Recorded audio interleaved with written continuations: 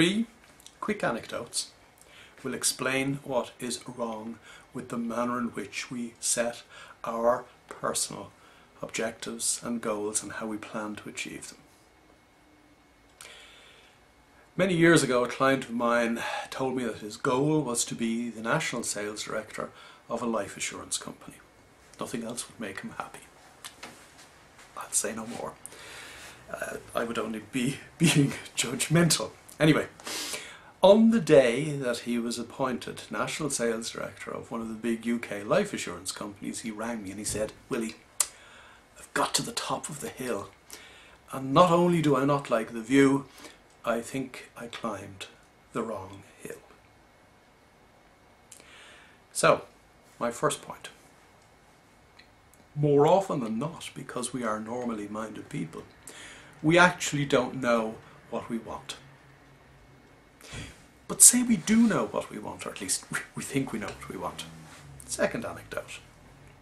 Another client of mine a number of years ago said to me, "My objective is to be appointed as a partner of the accounting firm in which I work." No names. He said, "Not only do I know that that's what I want, I know how I'm going to get it." He'd been passed over for the position of partner for 2 previous years, and he had decided that there were 2 key partners on the committee that decides who should be appointed partner in this particular firm. There were 2 key partners who he was going to butter up. They're not the words he used, but let's keep the party clean. That he was going to butter up in order to ensure that they would make a decision in his favour. And for the 9 months preceding what he described as partner making season, he would butter them up, and he went about it. About 3 months before the committee would come to a decision, one of the partners resigned from the practice to go into industry. That's what accountants call the real world, by the way.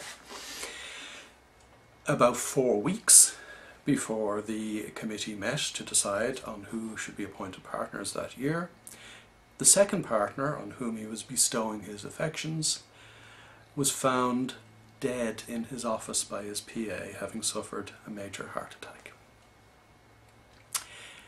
My friend had wasted an awful lot of energy, and when partner making season came around, he was passed over again. The interesting thing is that many years later, as the chief executive of a small business, he is as happy as Larry, to coin a phrase. He didn't even want to be a partner. That's anecdote number 2. So far we have got how would we know what we want, and even if we did know what we want, how would we know to go about it, even if we think we know how we will go about it. My third point relates to me wandering into a Dublin hotel about 30 years ago to do a seminar for insurance brokers. I worked in the life assurance industry at the time. And being greeted at the reception desk for the event by what I could only describe as a girl that took my breath away. Had I planned to meet her that evening? Had I even planned to meet the person in question? Did I know the person in question? What were my thoughts as I was going into that meeting that evening? Actually, I was fully focused on making a presentation. The girl in question is sitting upstairs at the moment. She happens to be managing me at this stage as well as being my wife.